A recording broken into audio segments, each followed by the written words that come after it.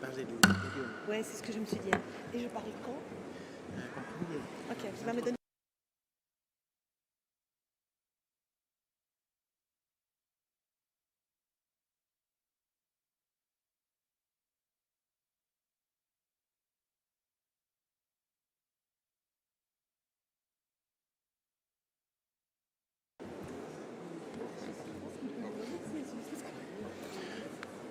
Excellencias, Your Excellencies, Director General, Honourable Ministers, distinguished delegates, I'm pleased to welcome you to the high-level segment of the 79th World Health Assembly.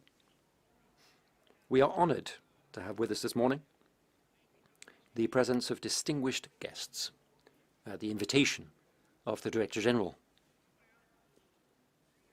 Without further ado, I have the honour to invite Her Excellency Miss Elizabeth Baumschneider, Federal Councillor of the Swiss Confederation, to give her welcome remarks. Please go ahead.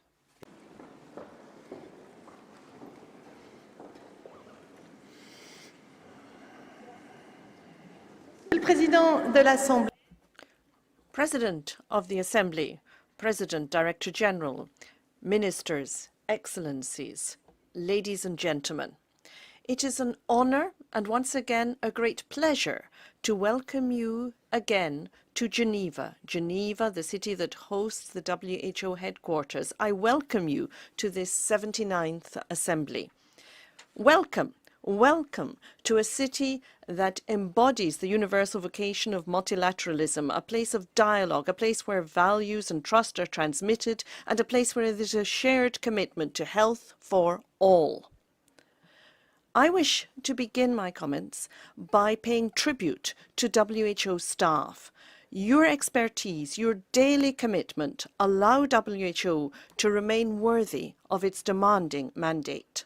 And we see today that the WHO is playing a vital role in international coordination in combating hantavirus or Ebola. Despite their differences, WHO is in the lead in both cases, so we can see what they're doing before our eyes.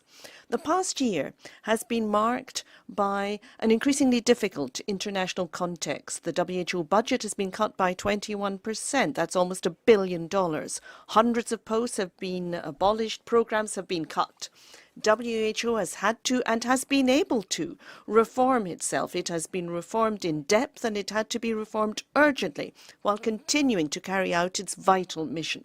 Switzerland is deeply grateful to WHO and its staff. In this difficult and intense context, we have to look at the redefinition of global health. But clearly, WHO has to remain at the heart of that process and has to drive that process. WHO is involved in standard setting and technical and coordination work. It is a unique global health body with a universal vocation. It is therefore up to WHO to lead transformation in close cooperation with other global health institutes. This is a conviction based on values of equity, accessibility, and interdisciplinarity. And that fully makes sense here in Geneva, the international capital of public health, a real unique ecosystem where we bring together international organizations, research institutes, civil society, and the private sector. Ladies and gentlemen, Switzerland shoulders its responsibility as a host state in seeking to preserve and strengthen that ecosystem, and we do that in three ways. Firstly, tangible financial support. Given the current budgetary constraints, Switzerland has released an envelope of 269 million francs to strengthen international Geneva between now and 2029, and WHO benefits from that in several ways. Secondly, our commitment to sustainable financing through the gradual increase in mandatory contributions, assessed contributions. The WHO needs stable and predictable funding. It needs that in order to be able to plan, to anticipate, and to respond. With only 25% of its budget coming from mandatory contributions, that stability, I'm sure you will agree, remains inadequate today. Switzerland, for many years, has repeatedly advocated for a rebalancing of that. Thirdly, We support reform within WHO and within the UN system. The current fragilities must be grasped as an opportunity to strengthen collective effectiveness. WHO has a unique role to play. WHO is the only health organization that is involved in all three areas of current UN reform. WHO is irreplaceable. As member states, we must all show courage. We must think again about WHO, but also about the way in which it interacts with the whole UN system and the interdependencies that exist. In the context of UNAT reform, it is crucial, it is vital to strengthen the role of health as a central pillar of global security. WHO must remain able to continue to act, and the ecosystem around WHO in Geneva must also adapt. Ladies and gentlemen, we live in a world that is marked by a plethora of conflicts and humanitarian crises that are increasingly serious. And first and foremost, it is people who are suffering. Conflicts and fragile contexts are also fertile ground for health emergencies and crises.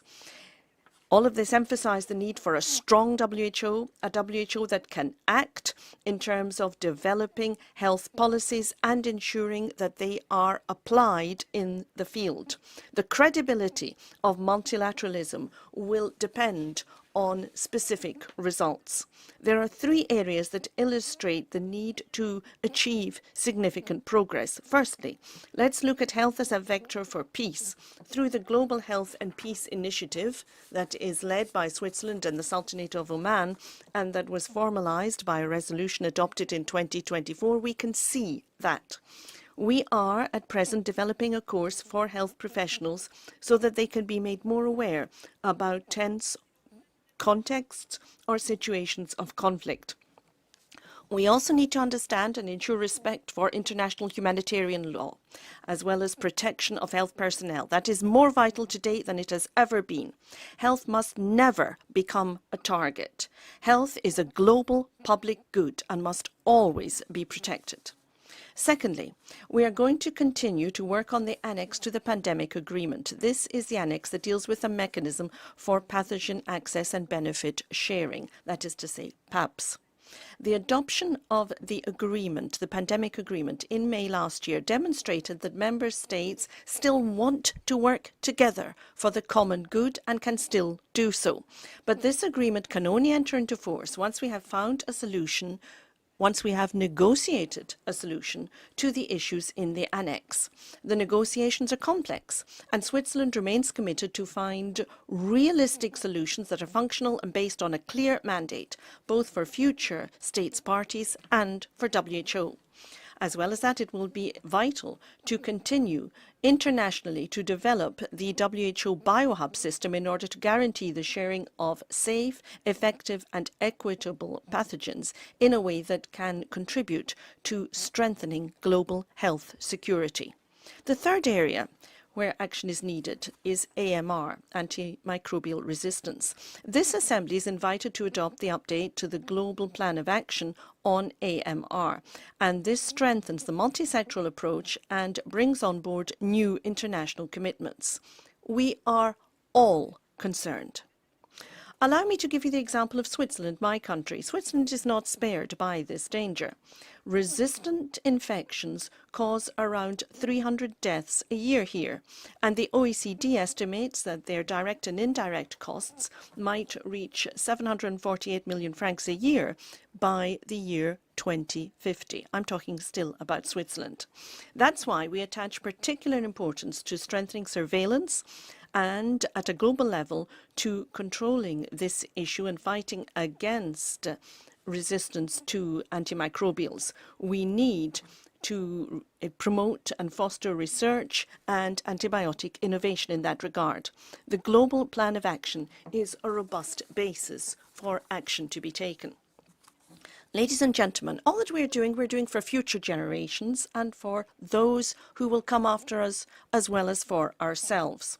And future generations will therefore need to be put in a situation where health issues can be prevented, not only treated. Let me give you a few examples of what I'm talking about. Think about mental health. Around 1.1 billion people are living today with a mental health condition, and suicide remains the third most significant cause of death among young people. These figures are not just alarming. They show a collective failure when it comes to prevention. Switzerland is committed through international cooperation to work for integrated services close to where people live in order to promote early detection and rapid intervention. Another issue, the link between health and climate. This is also an urgent challenge for us all. Climate change is not some kind of risk out there in the future. It is a current systemic risk. We can see it today in terms of tangible, devastating impacts on health. At global level, WHO forecasts 250,000 additional deaths per year between now and the year 2030 as a result of climate change. This relates in particular to malaria, flooding or malnutrition. Low-income countries and SIDS are those that are suffering the most serious health consequences of climate change. Acting on the environmental determinants of health means being involved in prevention on a grand scale. This is something that is humanist, and it's something we are fully committed to. Through the Attach Alliance of WHO, Switzerland is very committed to work in this area. We're also involved in international environmental processes. In both of these areas, we're thinking in the same way. Investing now, investing upstream, costs less in the long term, saves lives and better protects future generations. Those generations are represented right here. I can see that many delegations include youth delegates. It is vital not only to let them speak, but also to listen to them, to establish a genuine dialogue with them, because we cannot build the future without those who will live the future. An initiative has been taken by the Swiss youth delegates, and we have a stand that highlights sustainable commitment of our youth representatives to work in this area, and also shows that there is a global network for all youth delegates, something they've developed for themselves. This is a network that we can all benefit from. And let's bear in mind that young people will inherit the tools and instruments that we are building today. And I'm thinking in particular about AI and about other health-related tools. All of these tools have great potential, but they have to be based on one essential factor: data quality. In order to have robust health recommendations, it's not enough to have piecemeal data or data that is not 100% reliable.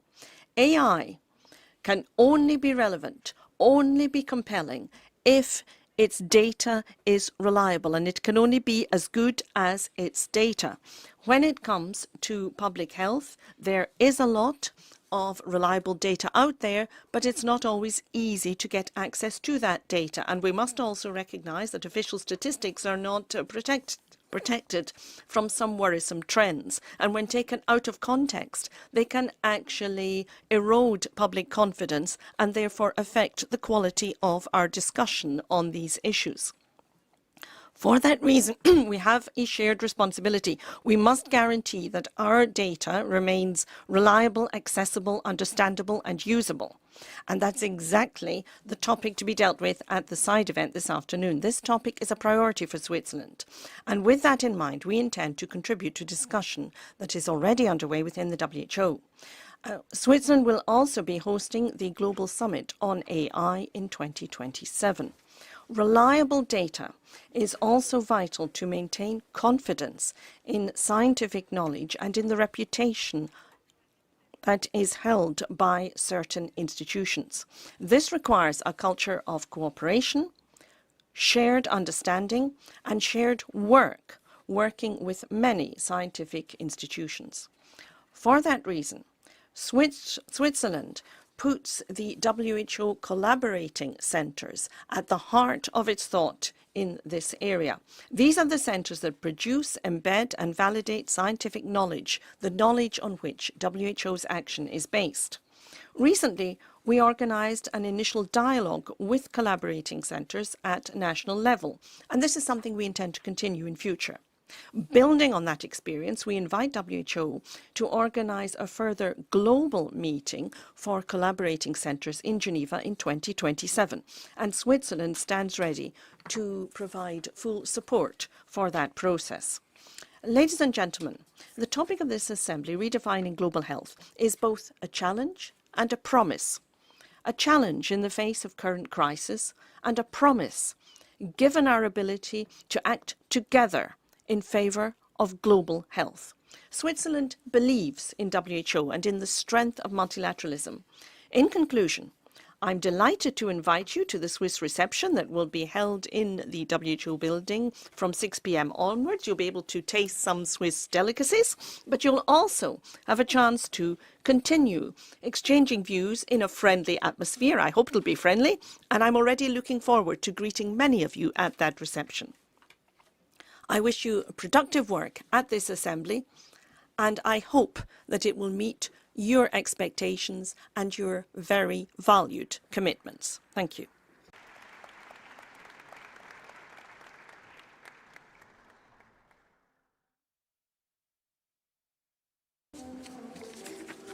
Muchas gracias. Many thanks, Federal Councillor. Before we proceed further with the statements from our high-level guests, I'd like to invite a cultural performance from the Ghana Traditional Dance Assembly. You have the floor. They went ahead of us.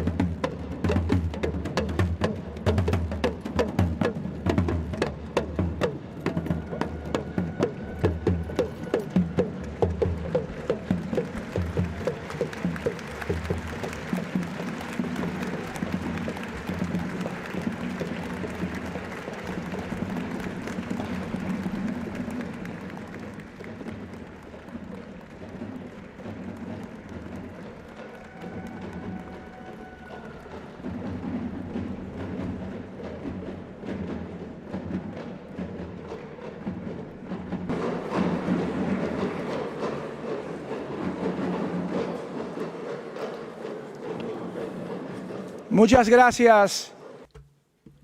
Thank you to the Dance Assembly of Ghana for that energetic performance. It's my privilege now to invite our special guest of honor, His Excellency, President of the Republic of Ghana, John Dramani Mahama, to address the Assembly.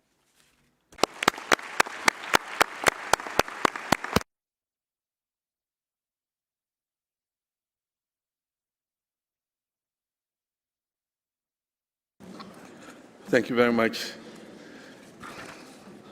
That was a pleasant surprise for whoever organized that cultural dancing. That is a group from Ghana. Your Excellency Elizabeth Baum-Schneider, Federal Councillor of the Swiss Federation, Dr. Victor Atala Lajam, President of the 79th World Health Assembly, Dr. Tedros Adhanom Ghebreyesus, Director General of the World Health Organization, Honorable Ministers of Health, Heads of Delegation, distinguished delegates, ladies and gentlemen. We meet at the 79th World Health Assembly amid uncertainty, shifting global geopolitics, and deliberate assaults on the world's multilateral system have created doubts about the trajectory of global health cooperation and reform. 6 years after the last global pandemic, COVID-19, the world health architecture is changing rapidly. Overall, humanitarian assistance is reported to have declined by 40%, and some of the largest Western economies have significantly cut their overseas development assistance. The World Health Organization's budget has been gutted by the withdrawal of U.S. assistance, forcing the organization to scale down programs and undertake steep staff retrenchments. In Ghana, health financing from bilateral and multilateral partners has significantly decreased since 2025. Ghana lost $78 million in health funding following the closure of U.S. aid programs. This money went mainly into malaria programs, maternal and child health, nutrition, HIV/AIDS programs, including testing and delivery of antiretroviral drugs. In South Africa, the abrupt withdrawal of PEPFAR funding has shut clinics, terminated gender-based violence programs, and left 1.4 million people living with HIV uncertain about their treatment continuity. And we're told that by 2030, 9 million preventable deaths could occur due to these shifts. It is estimated that the direct consequences of this aid suspension could push about 5.7 million Africans into poverty by the end of 2026. It is this gloomy outlook for the future of global health that prompted the convening of the African Health Sovereignty Conference, famously known as the Accra Reset, in August last year.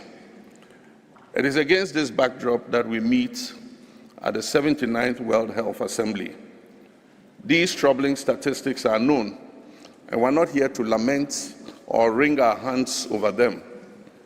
We're here, among others, to decide whether the architecture we supervise is still fit for purpose. We're here to discuss how we can continue to save lives even in the face of adversity. And I stand here before you today in the second year of my new tenure as president, mindful that the mandate given to me by my people is not merely to administer, but to transform their lives. I come from a continent that has too often been the subject of global health policy rather than its author. Today, I speak to you as one of the advocates of the Accra Reset Initiative, a movement born from the conviction that the old paradigms of dependency must give way to a new era of health sovereignty. These cuts in humanitarian assistance and ODA, as painful as they are, serve as the final clear signal that the old system of donor dependency is past its sell-by date. We're witnessing the end of an era, and we must have the courage to build the next one. We're contending with an international architecture that was under strain long before these cuts even occurred. We have more global health organizations than ever, and yet country-level fragmentation has worsened. We do not come to Geneva to mourn the past. We come to build a future where a country's health is not a byproduct of charity, but a result of sovereign capability. This desire to take our health destinies into our hands imposes important responsibility on us as African leaders. We must see health spending as an investment rather than just a social obligation, because a healthy population is indispensable to economic progress. As an advocate for African health sovereignty, I'm obliged to demonstrate this practically at home. And so in Ghana, we have moved beyond rhetoric to implement calculated, aggressive policies that place the citizen at the center of the clinical encounter. With one of the more successful national health insurance schemes in Africa, Ghana has an insurance coverage estimated at 66% as at the end of 2025. This still leaves about 34% of our population without coverage. Besides, the NHIS has been focused principally on curative care with very little attention to preventive care. To mop up the remaining population not covered by the NHIS, we have recently successfully begun implementing our free primary health care program.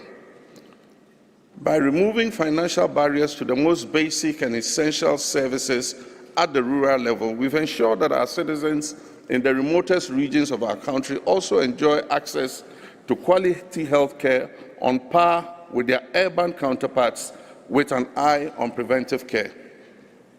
And we're grateful that the WHO, led by Dr. Tedros Ghebreyesus, was among the first to congratulate us on achieving this significant milestone. Thank you, Tedros.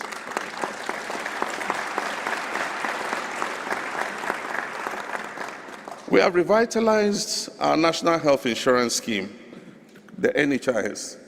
By removing the cap on the health insurance fund, we immediately freed up an additional 3 billion Ghana cedis, equivalent to $300 million for healthcare investment.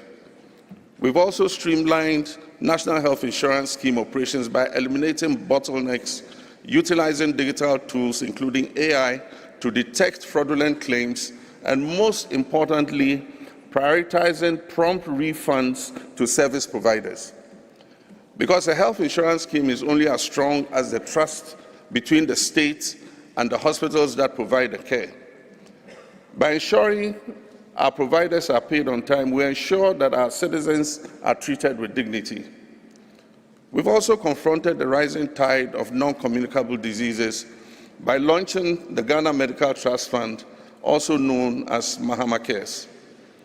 This fund is a lifeline for those suffering from non-communicable diseases, cardiovascular conditions, cancers, liver disease, and renal failures that were previously a death sentence for the poor. Mahama Cares is ensuring that specialized high-cost care is not a privilege for just a few, but is a right for all. Ghana, I'm also happy to report, is on track to exit Gavi funding for vaccines by the year 2030, and we hope to transition into a donor in the not-too-distant future.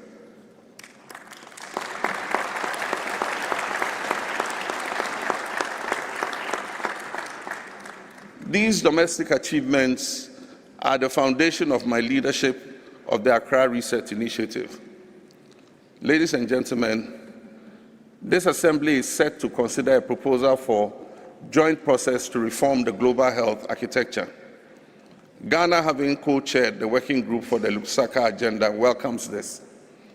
But as a committed apostle of reform of the World Health Architecture, I'm concerned about whispers I have heard that the current draft resolution seeks to protect existing organizational mandates and prohibit the recommendation of mergers or consolidations. In Mali, the Dogon people warned that do not let the sight of those eating roasted maize force you to cook your maize seeds.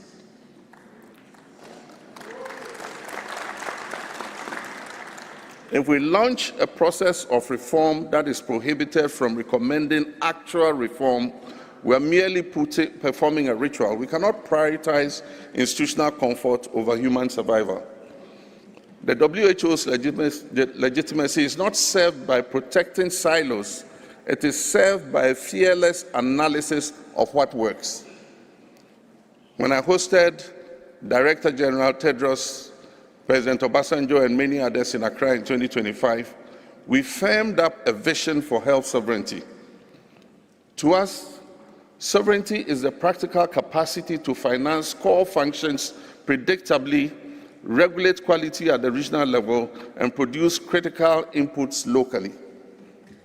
A continent that manufactures less than 1% of its vaccines while carrying 25% of global disease burden is not sovereign, it is vulnerable. It is at best a ward of the international system. And by sovereignty, we do not mean isolationism.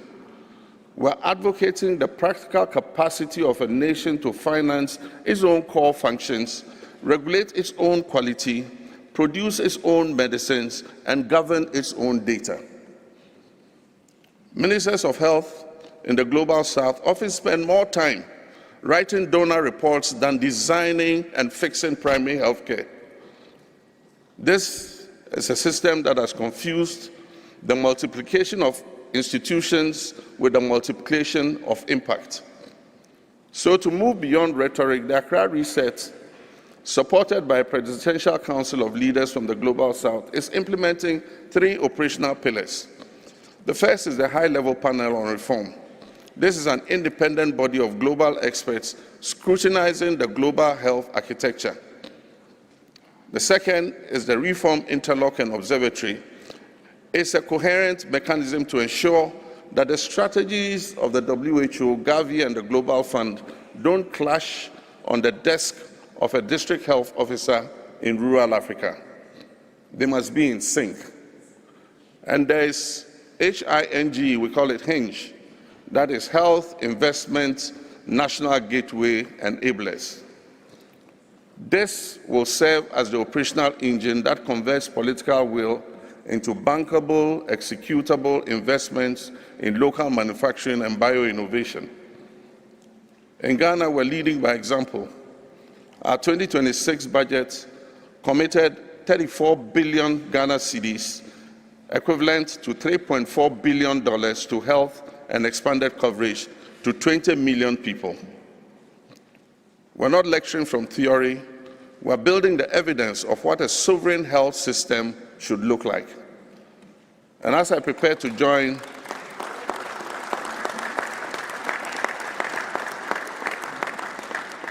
Thank you. And as I prepare to join many of you at our side event later today to discuss health sovereignty in depth, I leave this assembly with 3 requests, 3 asks. First, let us not let reform be a ceiling. If we are to fix the system, we must be brave enough to look at institutional mandates and measures without fears. Second, let us invest in execution. The world does not need more communiques. It needs deal rooms, local factories, and resilient supply chains. And third, let us measure success by the clinic, not the conference. The only metric that matters is whether a child in the Global South has a reasonable chance of survival as a child in the Global North. Colleagues, the old global health order built in the aftermath of a different century is tottering. But a new order is rising. And this will be an order that is defined by agency, not aid, by partnership, not paternalism. And it is being built for the mother in the Global South, who, even as we speak this morning, will be delivering her child under the light of a lamp tonight. In Africa, we have a saying that one who plants the tree does not always sit in its shade. The reforms we are discussing today are for the generations we may never meet. And yet let our seriousness today be the shade they will rest in tomorrow. And so on this note, I thank Dr. Tedros and the WHO for your leadership, and I thank you to be a special guest at this assembly. I thank you for your partnership.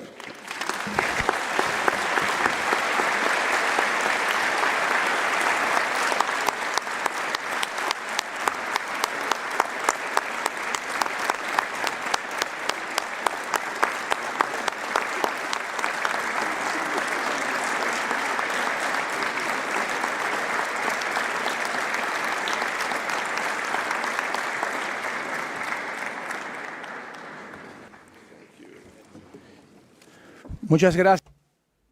Many thanks, Your Excellency. I have the honor to invite His Excellency President Emmanuel Macron, President of France, to make his remarks.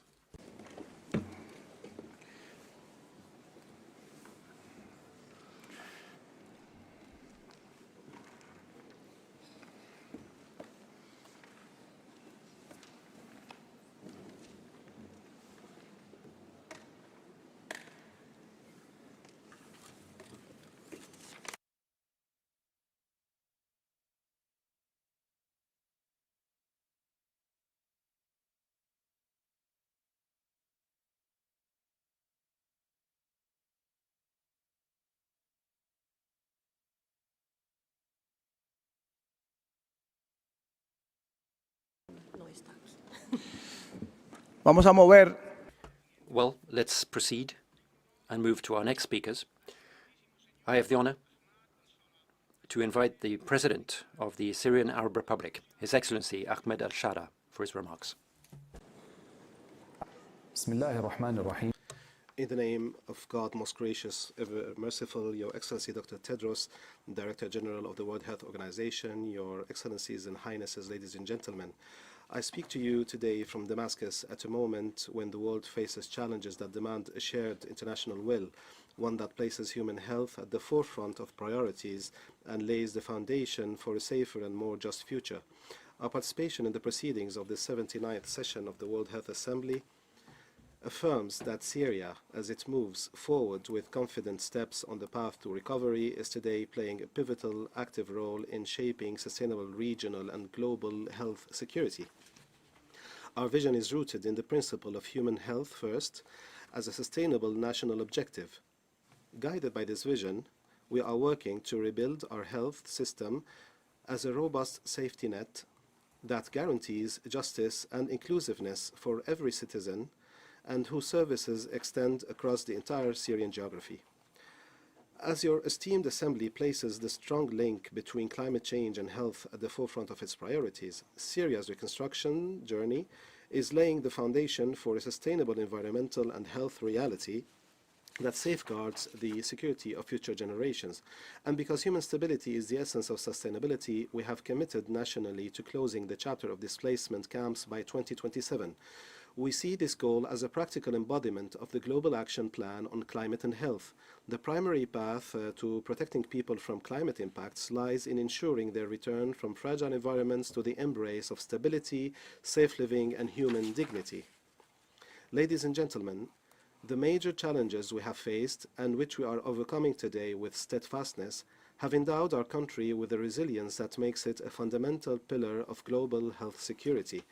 We move forward in our national endeavor, drawing strength from the will and drive of our people and from the competencies of Syrians around the world who represent a national asset and a genuine partner in building their homeland integration with international partnerships and fruitful global cooperation. In this spirit, Syria is present today to establish constructive partnerships based on the exchange of expertise and resources to serve human health. We extend our hands to offer our experience as added value in this shared humanitarian endeavor. Thank you for your attention. From Damascus and from the people of Syria, we extend to you all the appreciation and peace.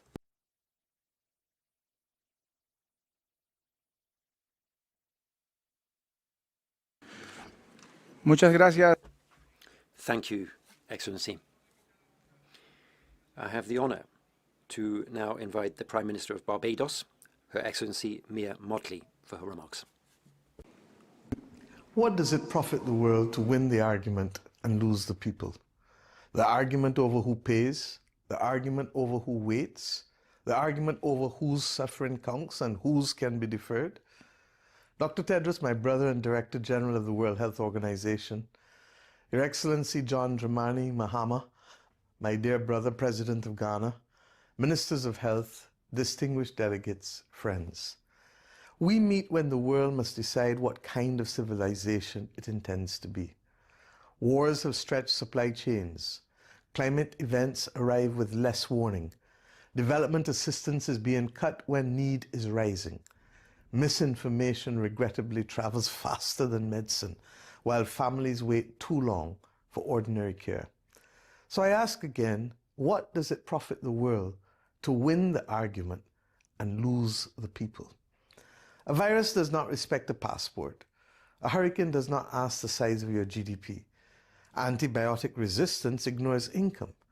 The health of one is bound up in the health of all. We learned that during the last COVID-19 pandemic. Global health security cannot be a slogan we polish in crisis. It must be a permanent covenant, predictable, financed, and yes, fair. The pandemic agreement was an important step. This assembly must finish the work that gives it meaning, fair access to pathogens, data, vaccines, diagnostics, and treatments. Equity cannot be an appendix to security. My friends, equity is security. For small island developing states, this is lived existence. In Barbados, we have said that health is not only what happens in a hospital ward. It happens in the household, in the school, in the supermarket, the workplace, in the atmosphere itself. We can measure the acceleration of the climate crisis with precision. However, we struggle to change the habits that effectively take our people from us through diabetes, hypertension, heart disease, cancers, and of course, mental distress. This is why the Bridgetown Declaration on NCDs and mental health was never merely a Caribbean document. It was a warning and a roadmap. Climate, debt, commercial determinants of health, mental health, and non-communicable diseases are all one story, carried in the bodies of our people. So again, I ask, what does it profit the world to win the argument and lose the people? Barbados is not waiting to be rescued. We cannot afford to. We have invested in people and science. Our Best dos Santos Public Health Laboratory has been recognized as a WHO National Influenza Center, and it proves that small states can meet global standards. We're building pharmaceutical manufacturing capacity out of necessity, building on what we had from the 19th century as an initial pharmaceutical fill and finish firm. Supply chain resilience begins when we stop accepting dependency as our destiny. My friends, small states are not asking for pity. We're asking for a system that recognizes reality. Vulnerability is not measured by income alone. Fiscal space must be judged alongside climate risk, debt burden, disease burden, and yes, the cost of survival. The Bridgetown Initiative taught the world that development finance must be redesigned for the century in which we live. The same is true for health financing. Emergency money must move with the speed of emergency. The WHO must not be asked to protect 8 billion people on planet Earth on the basis of uncertain contributions and political mood swings. My friends, declarations will not heal a child. Speeches will not train a nurse. Resolutions will not stock a pharmacy. And indeed, hospitals cannot be built with short-term capital. What will make a difference is implementation. Let this World Health Assembly choose cooperation over fragmentation, science over suspicion, facts over fiction, and solidarity over short-term self-interest. I started with the question, what does it profit the world to win the argument and lose the people? Here is the answer. It profits us nothing. No one nation will be safer. Not one economy will be stronger. And above all else, not one child will be healthier. Our task, therefore, is not to win the argument. Our task is to save the people. Let us act with that courage. Let us finance that courage. And let us build a multilateral system, imperfect as it may be, that remains our best hope for a healthier safer, fairer world. It is not beyond our capacity. We know how to do it, and we shall do it with those who are ready. Let us to the task move. Thank you.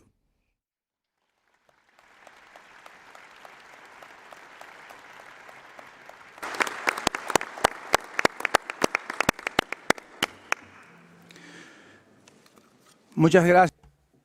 Thank you, Excellency. I have the honor to invite the Secretary General of the United Nations, His Excellency Mr. Antonio Guterres, to give his remarks. Excellencies, dear colleagues, I send warm greetings to the 79th World Health Assembly. This annual gathering is a vital opportunity for member states to align and accelerate efforts to address global health challenges that have rarely felt more daunting. Over the past year, cuts to bilateral and multilateral aid have disrupted health systems and widened inequalities. Clinics have closed, health workers have lost their jobs, prevention, surveillance and care have been weakened. Lives have been cut short. Meanwhile, the World Health Organization has reprioritized and recalibrated while continuing to deliver for member states, preserving core functions while providing technical leadership, operational support, and a trusted convening space, delivering urgent health support within multiplying humanitarian emergencies, and looking to health challenges on the horizon. From the need to expand universal health coverage to the effects of climate change on people's health, to your discussions on pandemic preparedness, including the pathogen access and benefit sharing annex. WHO stands at the center of our global health architecture. It must be strong and independent, with ample and sustainable financing. This Assembly's work is critical for global health security and the promise of health for all today and tomorrow. I thank all Member States for your leadership, commitment and partnership for a healthier, safer and fairer world. And I wish you a very successful World Health Assembly.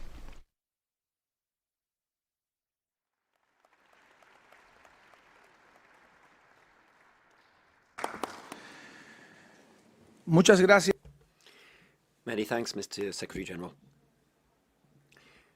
I should like to express my sincere thanks to all of our guest speakers for honoring us with their presence and for their video statements. It's my great pleasure now to invite the Director General of the World Health Organization, Dr. Tedros, to give his remarks.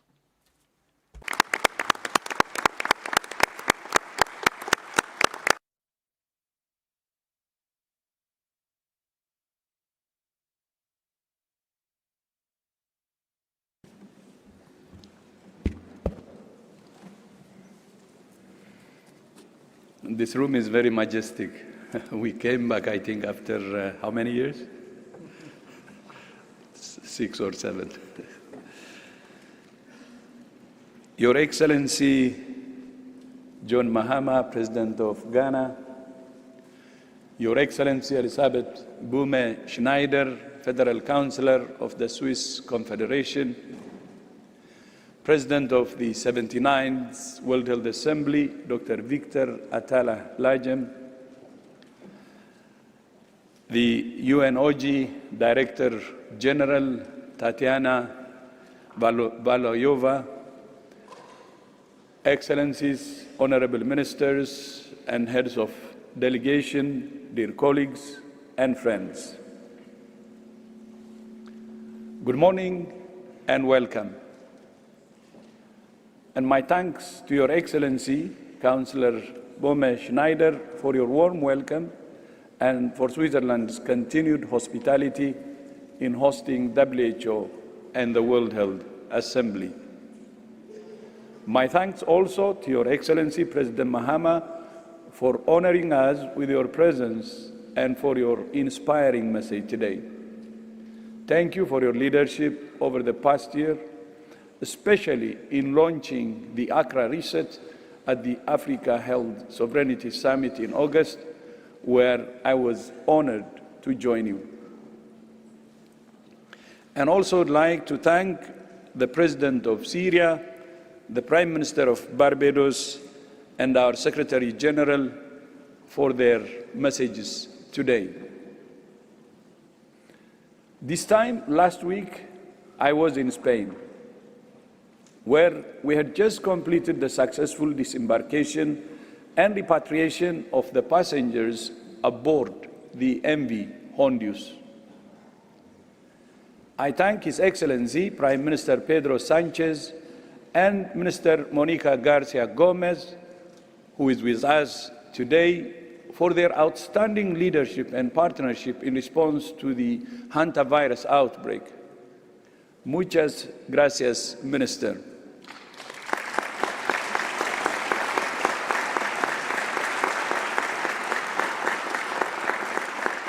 And His Excellency Prime Minister Sanchez will join us in the afternoon and look forward to welcoming him.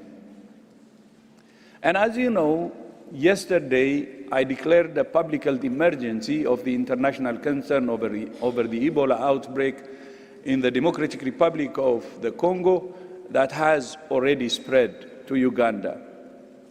I will say more about both outbreaks, hantavirus and Ebola, in my address to Member States this afternoon, which is the technical report which I will in the afternoon. These two are just the latest crises in our troubled world. From conflicts to economic crisis to climate change and aid cuts, we live in difficult and dangerous and divisive times. As you all know, WHO has itself been through a difficult period as a result of sudden and steep cuts to our funding. Many people, as a result, have questions about the impact of those cuts for the future of WHO, and they want to know what's going on. And today, I want to address those concerns by telling you what we have done, what we are doing, and what we will do to build a stable and resilient WHO and secure its future.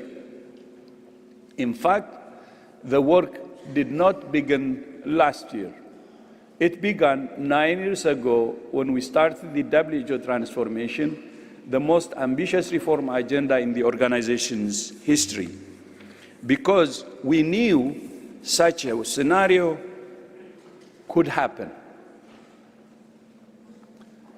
And there are dozens of ways in which WHO has transformed and continues to transform to meet the changing needs of member states. Today, I would like to highlight just three among a long list of changes we're trying to make, just three.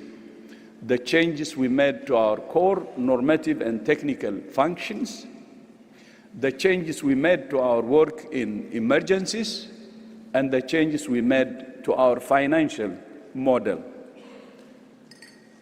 I will also update you on our restructuring and our work on reform of the global health architecture. First, our core mandate: science, data, norms, and standards, as some say, WHO's bread and butter. Prior to 2019, the way WHO developed normative products was fragmented, with limited quality control or overview. So for the first time in the organization's history, we established a new science division, led by the chief scientist as a new executive position, to consolidate and strengthen WHO's normative and technical work. By the way, this work is going to help the organization, because we are saying, and many of you are saying, WHO should focus on its core mandate, and this is the core mandate. We have strengthened our evidence generation processes and aligned pre-qualifications of medical products with the introduction of living guidelines. For example, in the past, WHO would pre-qualify medicines and only then develop guidelines on their use. The process was disjointed and could take years. Last year, WHO pre-qualified the groundbreaking drug lenacapavir for HIV prevention at the same time as we developed the guidelines in just 8 months. But we also want to make sure that WHO doesn't just produce technical products that sit on a shelf, but that are put to use. So since 2024, we opened the WHO Academy in Lyon, France, which now offers over 400 courses in 23 languages, reaching over 120,000 learners so far. We're also leveraging the network of over 800 WHO collaborating centers, as the Federal Councillor had said earlier. We established the World Health Data Hub to consolidate our fragmented data and analytics capacities. We're investing in a modern data backbone, including an AI-powered single-point discovery for data, statistics, and knowledge products. We continue to modernize interoperability standards, including ICD-11, which is accessed 4 million times daily in 15 languages. And to support countries to harness the power of digital technologies and artificial intelligence for health, we established a dedicated department at headquarters with focal points across all 6 regions. The second major area of change came with the COVID-19 pandemic, which exposed many gaps in global health security and taught us all many lessons. And based on the gaps we identified, I will focus on 6 today, we're changing. And first, we saw the world needed enhanced capabilities to identify and respond to threats faster. So with support from Germany, we established the WHO Hub for Pandemic and Epidemic Intelligence in Berlin. Second, the pandemic exposed deep inequities in access to vaccines, diagnostics, and therapeutics. So we established the Access to COVID-19 Tools Accelerator, including COVAX, followed by Interim Medical Countermeasures Network. We also set up the mRNA Technology Transfer Hub in Cape Town, South Africa, which is now sharing technology with research centers in 15 countries. And the WHO Biomanufacturing Workforce Training Initiative in the Republic of Korea, which is supporting countries to build the workforce they need with the skills they need for local manufacturing. Third, to strengthen national capacity, together with the World Bank, we established the Pandemic Fund, which has so far disbursed $1.4 billion in grants to 128 countries. We also established the Universal Health and Preparedness Review, a peer review mechanism to build national capacity and enhance accountability. And fourth, to improve coordinated global sharing of pathogen materials, we established the WHO BioHub here in Switzerland, again, as Federal Councillor said, which has now shared 165 samples. And fifth, to enhance emergency workforce capacity, we established the Global Health Emergency Corps, which recently ran its second simulation exercise involving 600 health emergency experts and 25 partner organizations from 26 countries and territories. And six, we recognized that we needed to reform the governance of global health security to bring everything together into a cohesive whole. At this assembly 2 years ago, member states adopted a set of amendments to the international health regulations. And last year, you adopted the WHO Pandemic Agreement, a landmark instrument of international health law. The final remaining piece of the puzzle is the pathogen access and benefit sharing system, as has been said earlier by previous speakers, the PABS Annex. Of course, we had all hoped that negotiations would be completed in time for PABS to be adopted at this assembly. It hasn't happened yet, but I am confident it will, and I thank member states for their commitment to continuing negotiations and seeking consensus, which I have no doubt you will find and address the last piece of the puzzle. The third major area of transformation, and arguably the most significant, is the historic change we're making the way WHO is financed.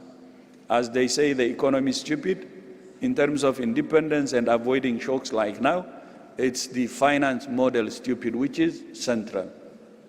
When WHO was established in 1948, its only source of funding was from assessed contributions, the membership fees that countries pay.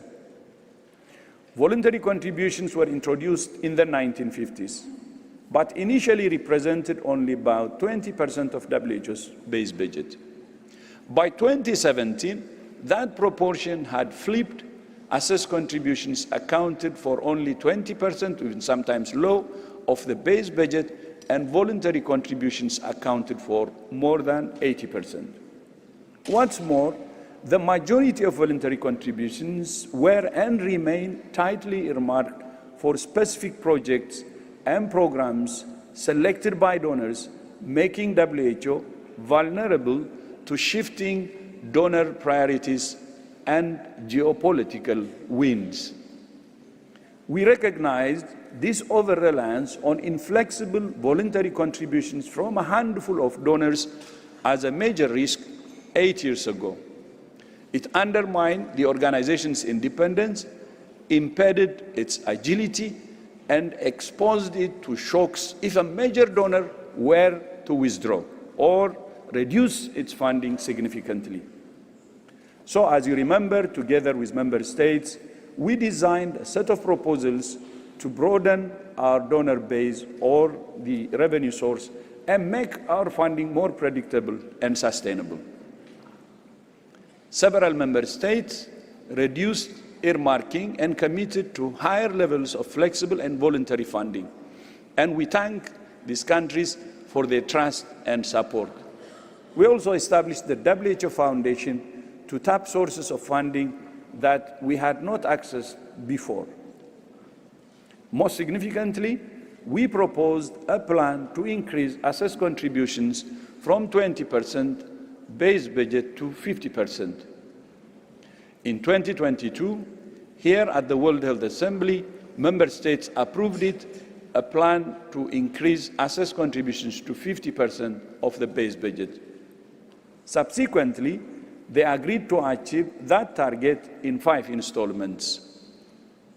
The first 2 have already happened, and the remaining 3 are due in 2027, 2029, and 2031.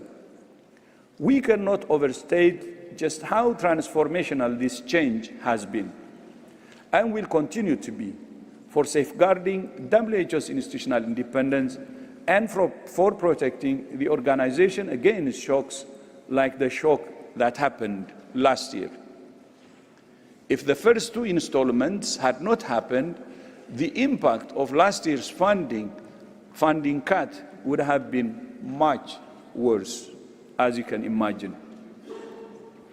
Excellencies, honorable ministers, dear colleagues and friends, there are 3 key areas in which WHO has transformed: science, emergencies, and finance, among others.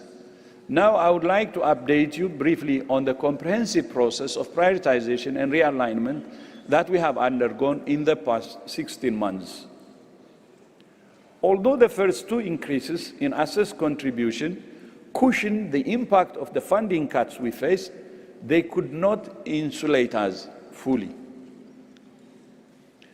In close consultation with member states, we reduced our program budget and undertook a rigorous analysis of every office and every program.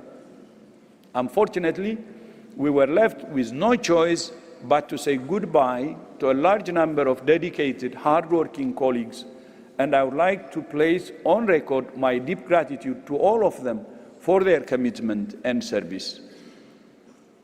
We have now completed the restructuring process. We have reached a position of stability and are moving forward with purpose and confidence. The crisis actually brought clarity and confirmed that what we have been doing the last 8 years actually is the right road to stability. We project that for the current biennium, 90% of the base budget is funded. However, we recognize that in the current environment, the remaining 10% will not be easy to mobilize. And because the majority of voluntary contributions remain earmarked, we continue to see pockets of poverty in many areas of our work. That makes it essential that Member States fulfill their commitment to approving the remaining 3 increases in assessed contributions and to fully honoring the commitments you made in the investment round. At the same time, the work of reforming WHO to make it leaner and more effective, focused on its core mandate and efficient, will continue. There is always room for improvement. There are always lessons to learn. There are always things we can do better, should do better, and will do better. For us, I would like to assure you that change is a constant, and we will continue to change, not for the sake of change, but for the sake of countries and the people we serve. In some areas, this will require stepping back from work that others are better placed to perform. Because, after all, WHO is only one part of the global health architecture. Over time, that architecture has become increasingly crowded, complex, and fragmented. It's time for a renovation to build a new global health architecture fit for the future. At this Assembly, Member States will consider a proposal for a Member State-led WHO-hosted joint process to reform the global health architecture. Our purpose is not to launch a new initiative, but to bring together the many existing initiatives that have proposed reforms of the global health architecture in part or in whole. That's why we have chosen as the theme for this year's World Health Assembly, Reshaping Global Health, a Shared Responsibility. And this is where the leadership of His Excellency President Mahama has been so decisive in launching the Accra Reset last year. In the past year, many countries have experienced severe disruptions due to sudden and steep cuts in the development assistance. Those disruptions and the damage they caused to the health of individuals, families, and communities were regrettable and avoidable. But they had an intended benefit. They prompted many leaders to say now is the moment to leave behind the era of donor dependency and open a new era of health sovereignty. This is the message of the Accra Reset, and the echoes of Accra are now resounding in Geneva and around the world. Thank you, Your Excellency, for your leadership on this. And you are very clear also in your message today.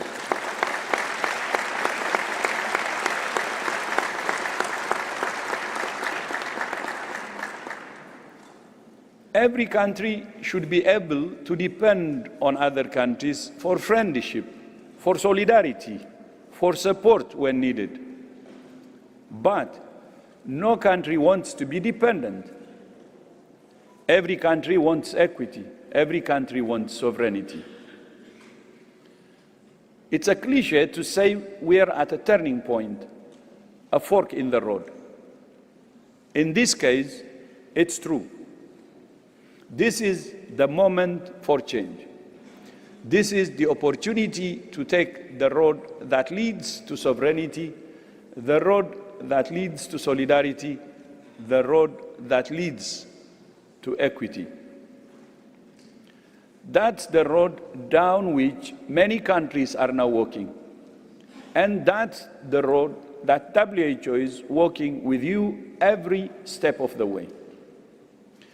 It's the road that leads to the destination that our founders set 78 years ago, the highest attainable standard of health, not as a luxury for some, but a right for all.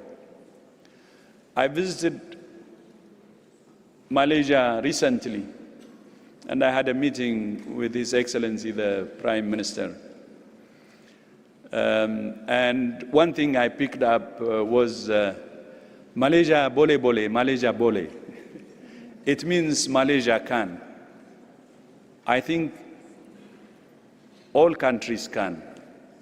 And that's what President Mahama showed us in his examples, that it's possible to change, to have a paradigm shift. So bole bole, it's possible, we can. Thank you so much. Thank you.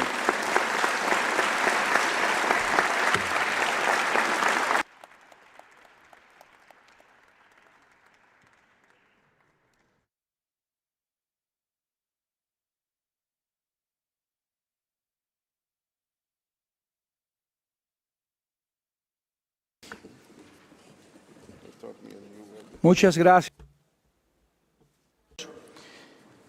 Se me ha informado ahora que I'm informed that the Director General would like to recognize the contribution of some outstanding individuals for their exceptional endeavor and commitment to advancing global health.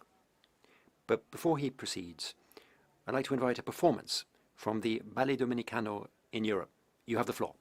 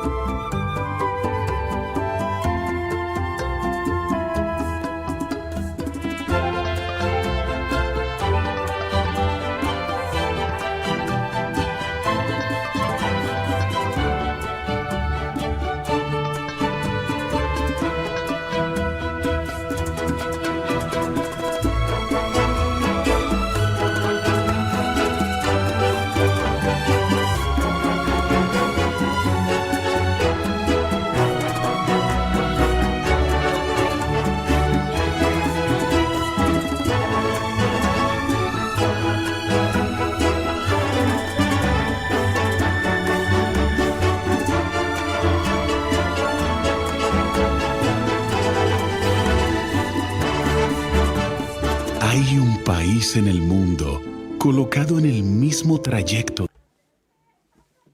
de la noche, colocándose en un inverosímil archipiélago de azúcar y de alcohol, sencillamente liviano, como un ala de murciélago apoyado en la brisa, sencillamente claro, como el rastro del beso en las solteronas antiguas o el día en los tejados.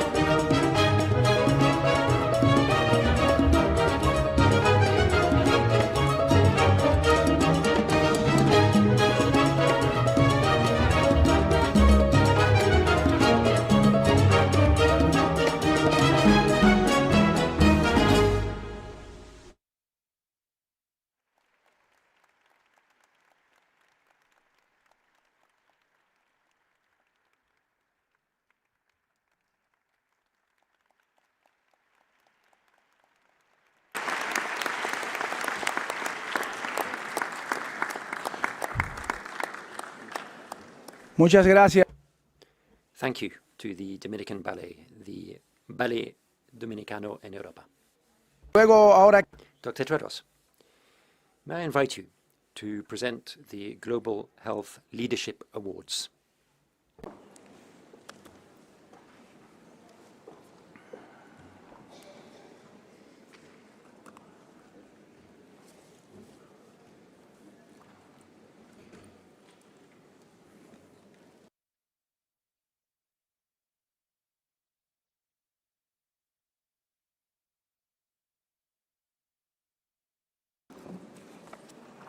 Thank you, Mr. President. It's my honor to now invite His Excellency President Mahama and the Director General Dr. Tedros for the award ceremony.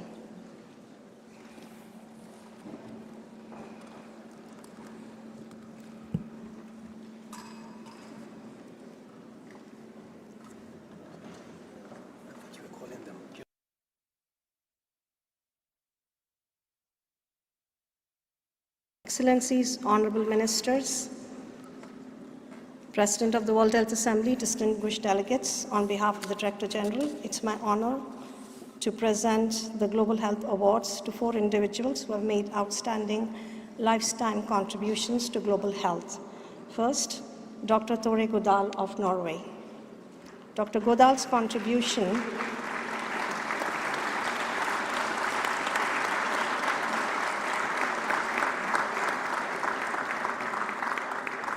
Dr. Godal's contribution to global health is immense. He was instrumental in establishing numerous global health initiatives, including Gavi, CEPI, the Global Fund, Every Woman, Every Child Initiative, the Global Financing Facility, Rollback Malaria, the Medicines for Malaria Venture, and others.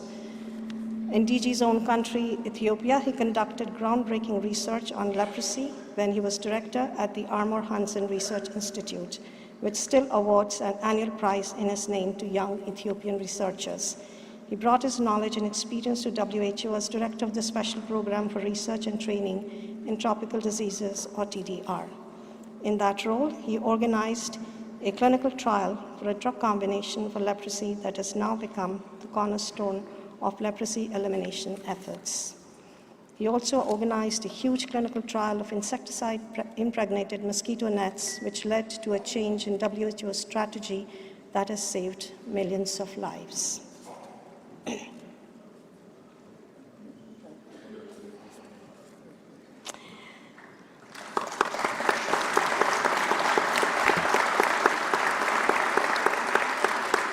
Now I'd like to invite Dr. Heba Al-Suwaidi of Egypt. Dr. Heba Al-Suwaidi is a visionary leader whose commitment to health, dignity, and social justice has transformed the lives of thousands of people, especially the most vulnerable. From the early days of her humanitarian work, treating the wounded in Tahrir Square, she demonstrated courage, compassion, and an unwavering dedication of patient care. Through her leadership, she has advanced a comprehensive model to burn care that goes beyond treatment to emphasize prevention, rehabilitation, and reintegration. Her work supports survivors not only to recover physically, but to rebuild their lives with dignity, including through access to livelihoods and community inclusion. Dr. Al-Sawadi's approach shows that health is not only about saving lives, but about restoring hope and opportunity. Dr. Sawadi.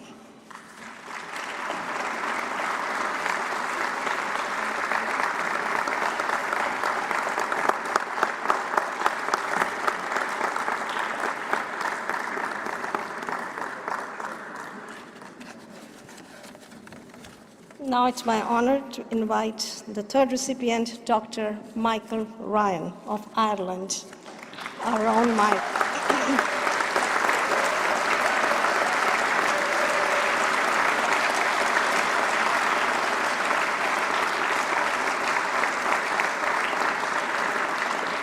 Dr. Ryan has devoted his career to protecting people in the most difficult and dangerous circumstances, bringing science, leadership, and humanity to the front lines of global health emergencies. Dr. Ryan possesses a rare combination of skills and experience from the clinical, the field, and the boardroom. As a former executive director of the WHO's Health Emergencies Program, he guided the world through some of the most complex crises of our time, including COVID-19, several Ebola outbreaks, and numerous humanitarian emergencies. Throughout the pandemic, he combined decisive leadership, technical insight, and authoritative communication. He was also instrumental in shaping many of the initiatives that WHO and member states have put in place in response to COVID-19, including the WHO Pandemic Agreement. He has been and continues to be a powerful advocate for equity, country leadership, and for the dignity of every person affected by crisis. Dr. Ryan, please.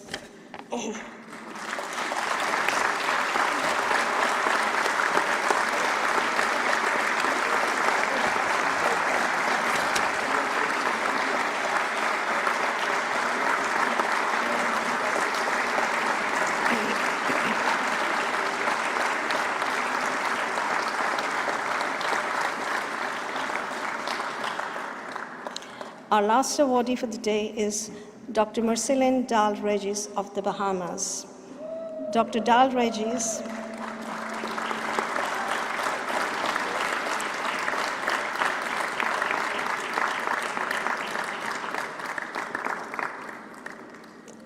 Dr. Dahl-Regis is a distinguished public health leader whose lifelong commitment to improving health has transformed lives across the Americas and beyond. Through her outstanding leadership in disease elimination, she has helped deliver some of the most significant public health achievements of our time. Her work, grounded in rigorous science and strong community engagement, has advanced equitable access to prevention and care.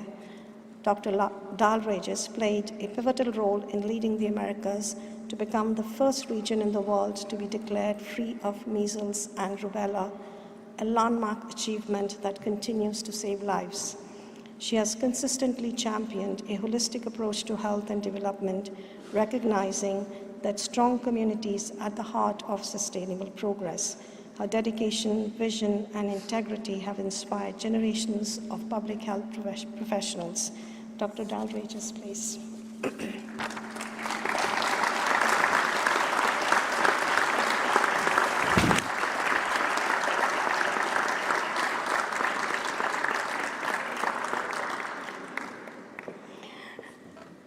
Dr. Dahl-Regis.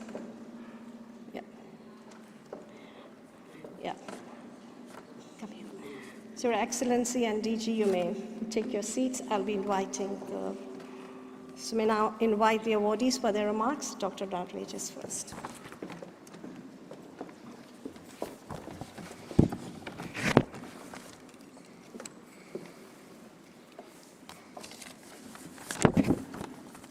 Mr. President, Director, your honored guests, distinguished delegates, thank you for this recognition, which I humbly accept on behalf of the many public health professionals, environmental health people, healthcare providers in the Bahamas, the Caribbean, the Americas, and countries around the world, and for my colleagues who serve tirelessly, often in difficult and dangerous circumstances at great personal sacrifice.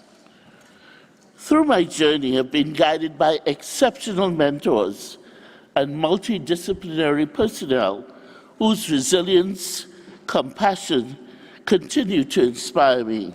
However, my greatest teachers have been the children, their courage and enduring hope that remind us why our work matters.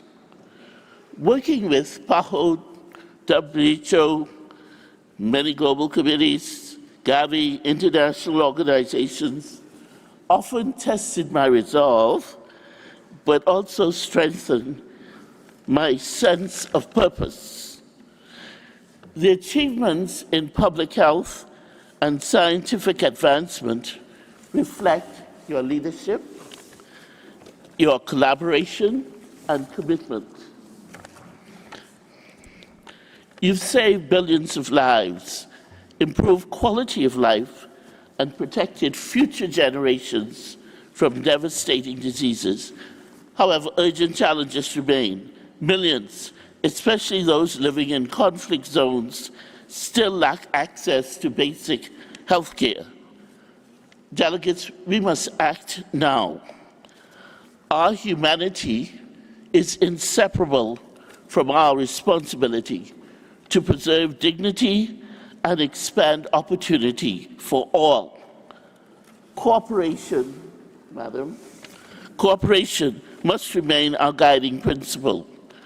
The future can be brighter, but only if we act with purpose. Therefore, we must talk, not fight. We must expand access to health care for all. We must practice human rights, not merely speak about them. Solidarity remains essential, and we have good examples. So, distinguished delegates, in these ever-changing times, we must never grow weary in doing what is right. As we pass the torch to the next generation of public health professionals, let us do so with confidence that they will build a better future than we've known. We've done it before, we can do it again, and do it even better. Thank you.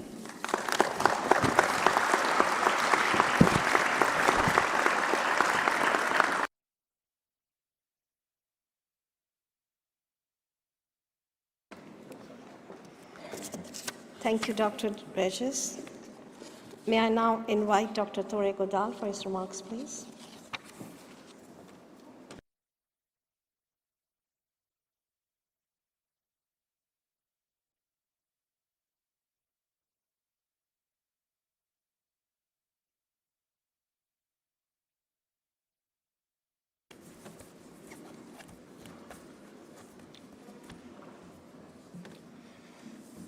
Dear Dr. Tedros, ministers, colleagues, and friends, it is a great honor for me to receive this prestigious award. As you all know, and we have heard today, we are currently experiencing severe resource constraints for global health, and facts and evidence are under serious attacks.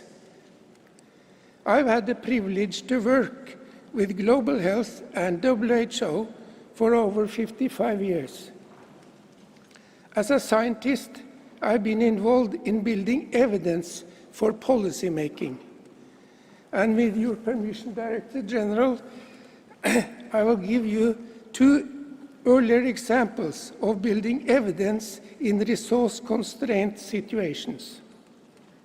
Around 1990, we had several studies suggesting that impregnated bed nets protected children from malaria. But the policymakers at WHO refused to make a policy. I got sort of upset. And we therefore arranged in TDR for a randomized control study, putting close to 1 million children under bed nets. We documented in 1996 that it reduced overall child mortality by 20%. Impregnated nets then became immediately policy by WHO, but nothing happened because of lack of financing. In 2000, the Director General of WHO at that time, Gro Harlem Brundtland, convinced the G7 in Japan that the planned AIDS fund should also include malaria and tuberculosis. Then, with the support of the Global Fund, scaling up of bed nets happened, leading to halving of malaria deaths by 2012. A second example is in relation to Ebola. In August 2014, the cases of Ebola in Africa doubled every week.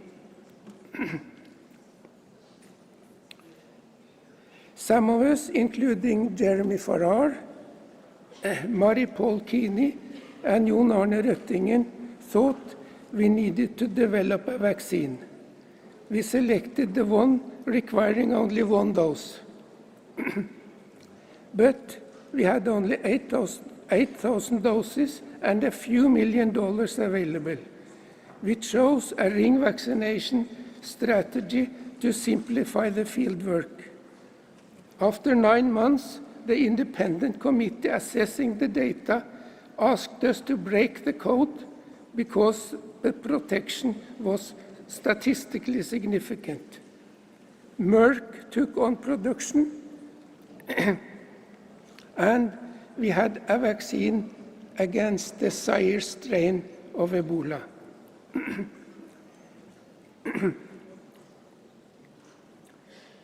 Now, with a different strain epidemic in Africa, it is important the work that is already being invested in by CEPI to actually develop then with the aid of artificial intelligence a pan-Ebola vaccine.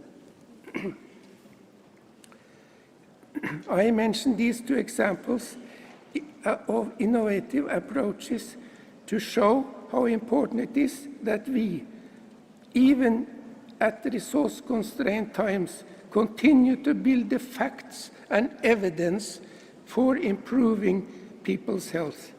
Thank you again, Dr. Tedros. Amasagnalo.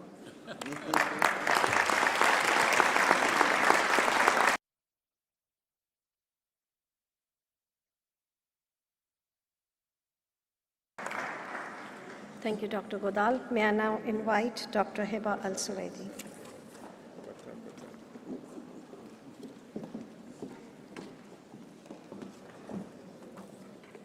Hello.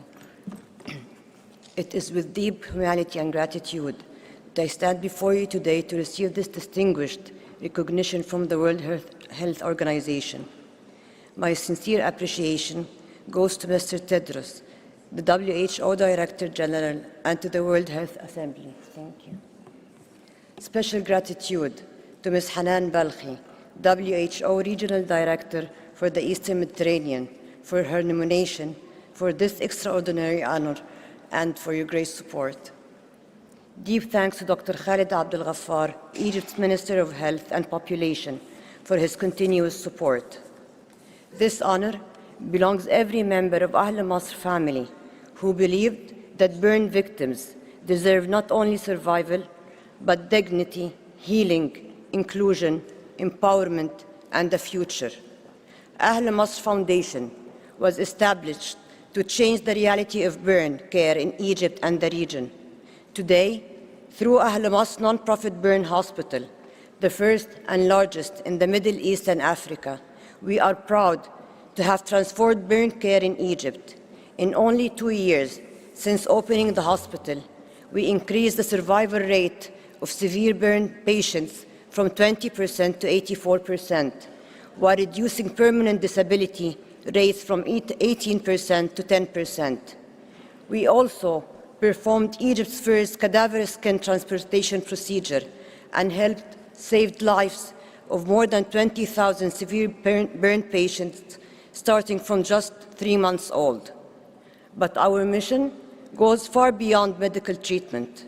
At Ahl Masr, we believe burns are not only a medical condition, but a social disease connected to poverty, violence, stigma, illiteracy, and inequality in healthcare access. This belief led us to establish the Ahl Masr Inclusion and Empowerment Center, supporting survivors through education, literacy programs, physical support, and psychological support, and economic empowerment. As part of our outreach program, and in collaboration with the Ministry of Health, we are developing Egypt's first telemedicine model for burn care across governorates with the vision of expanding it nationwide.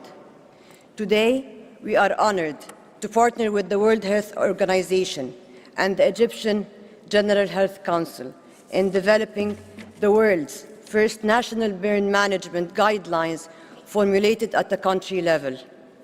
In collaboration with the World Health Organization and Ministry of Health and Population, we are also contributing to shaping the national strategy for burn treatment, prevention, rehabilitation, and care across Egypt for the next 10 years. In parallel, Ahl Masr is advancing towards designation as the first WHO collaborating center for burn care globally, with core mandates focused on training and capacity building, research, health, data systems, and burn prevention. We hope this will mark the beginning of a new global chapter where burn care receives the attention, collaboration, and investment it urgently deserves. Thank you to the World Health Organization for believing in this mission and for recognizing burn care as an essential part of global health equity. Thank you.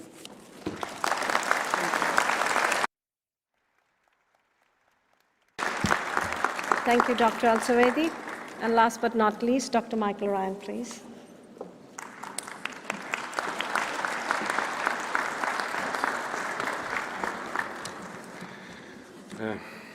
Excellencies, colleagues, my friends, those of you who know me will understand this.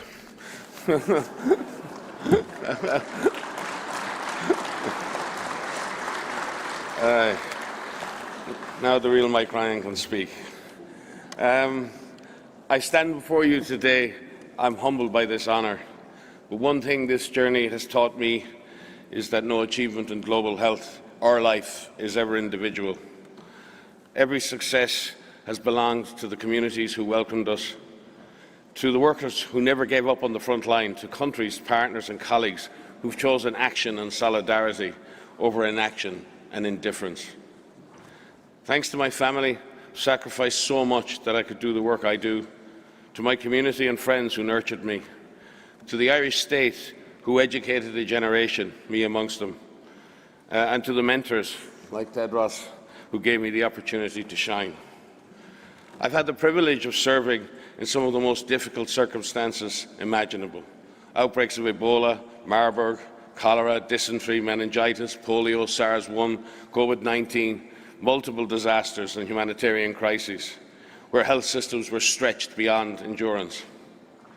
In those moments, statistics disappear.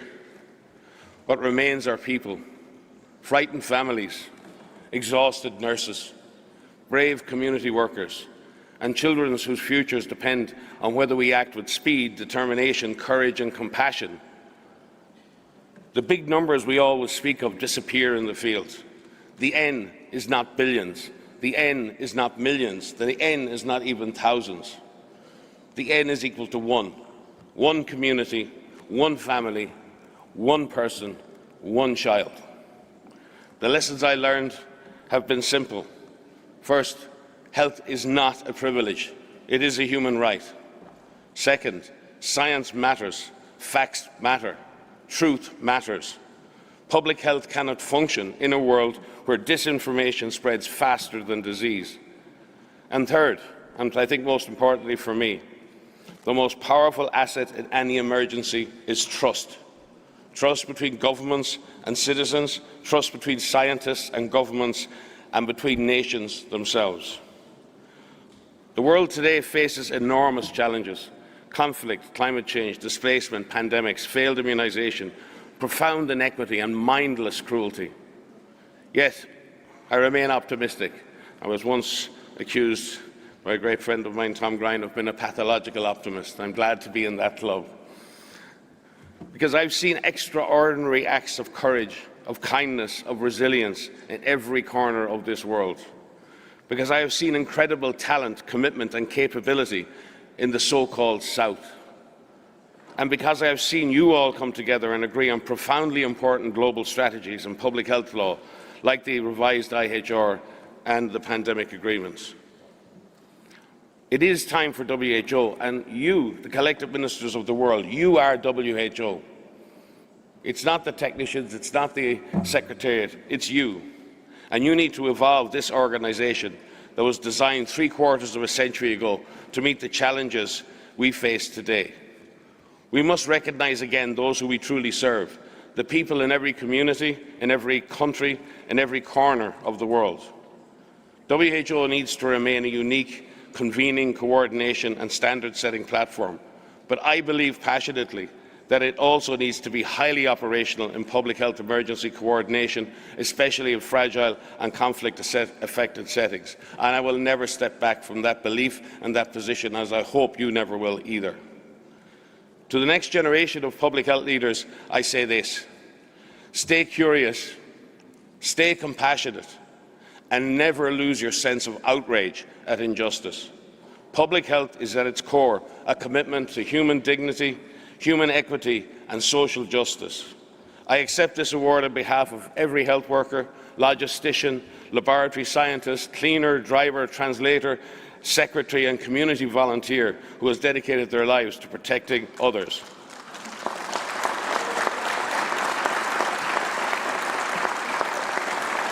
I only wish that my dear friends Aidan O'Leary and Pete Salama were here today. Thank you, Tedros, for your trust, for your shared belief that health for all and health equity is not an aspiration, it is an obligation. Thank you.